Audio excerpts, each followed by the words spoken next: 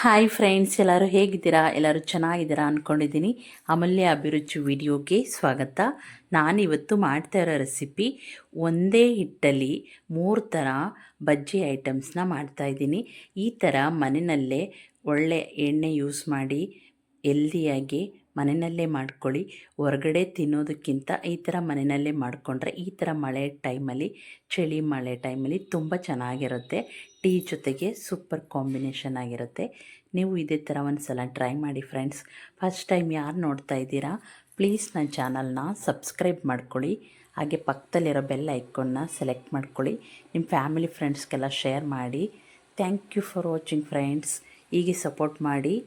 ನಿಮಗೆ ಹೀಗೆ ಒಳ್ಳೊಳ್ಳೆ ವಿಡಿಯೋ ಬೇಕಂದರೆ ತಪ್ಪದೆ ನನಗೆ ಕಮೆಂಟ್ ಮಾಡಿ. ಮೊದಲಿಗೆ ಹೇಗೆ ಮಾಡೋದು ಬನ್ನಿ ಫ್ರೆಂಡ್ಸ್ ನೋಡೋಣ. ನಾನಿಲ್ಲಿ ಭಾಗ್ಯಲಕ್ಷ್ಮಿ ಕಡಲೆ ಹಿಟ್ಟನ್ನ ತೊಗೊಂಡಿದ್ದೀನಿ.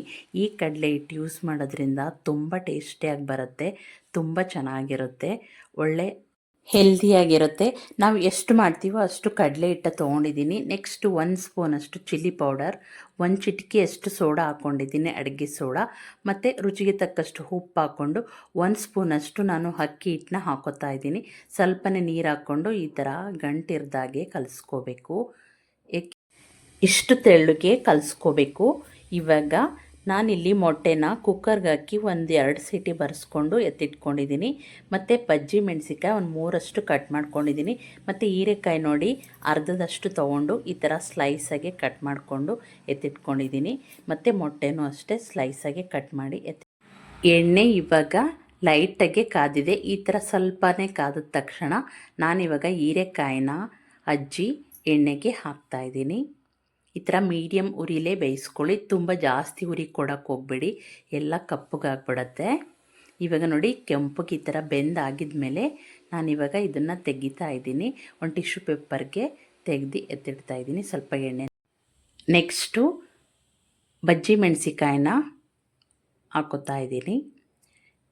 ಇದೇ ಥರ ಮೆಣಸಿಕಾಯಿ ಬಜ್ಜಿನೂ ಹೀಗೆ ಹಾಕ್ಕೊಂಡು ನೀವು ಎಷ್ಟು ಕಡಿಮೆ ಉರಿಲೇ ಬೇಯಿಸ್ಕೊತೀರಾ ಅಷ್ಟು ಚೆನ್ನಾಗಿ ರೋಸ್ಟಾಗಿ ಬೇಯುತ್ತೆ.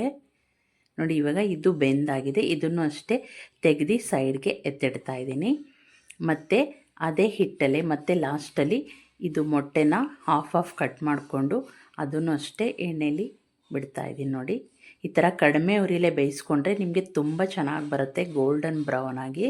ಈ ಥರ ಬೆಂದಾಗಿದ ಮೇಲೆ ನಾನಿವಾಗ ಇದನ್ನು ತೆಗಿತಾ ಇದ್ದೀನಿ. ನೋಡಿ ಫ್ರೆಂಡ್ಸ್, ಇದೇ ಥರ ನೀವು ಒಂದು ಸಲ ಟ್ರೈ ಮಾಡಿ, ತುಂಬ ಚೆನ್ನಾಗಿರುತ್ತೆ, ತುಂಬ ಟೇಸ್ಟಿಯಾಗಿ ಬರುತ್ತೆ. ಇದೇ ಥರ ನೀವು ಒಂದು ಸಲ ಟ್ರೈ ಮಾಡಿ ಫ್ರೆಂಡ್ಸ್. ಟ್ರೈ ಮಾಡಿ ಹೇಗಿತ್ತು ಅಂತ ನನಗೆ ಕಮೆಂಟ್ ಮಾಡಿ. ಮತ್ತು ಈ ಥರ ಈರುಳ್ಳಿ ಹಾಕ್ಕೊಂಡು ಈ ಥರ ಕಟ್ ಮಾಡಿಕೊಂಡು ಟೀ ಜೊತೆ ತಿಂತಾಯಿದ್ರೆ ವಾವ್, ಸೂಪರಾಗಿರುತ್ತೆ. ಈ ಮಳೆ ಟೈಮ್, ಚಳಿ ಟೈಮ್ಗೆ ತುಂಬ ಚೆನ್ನಾಗಿ ಬರುತ್ತೆ.